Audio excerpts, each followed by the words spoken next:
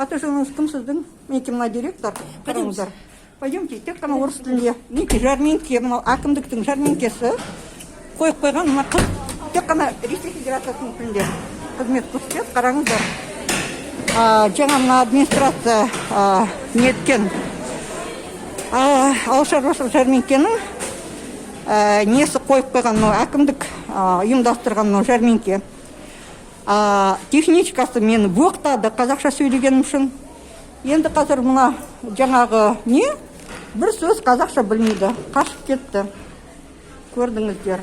Мынаны тағайындап қойған әкім Иман Заипов, бізде қаланың әкімі. Облыстың әкімі Байханов.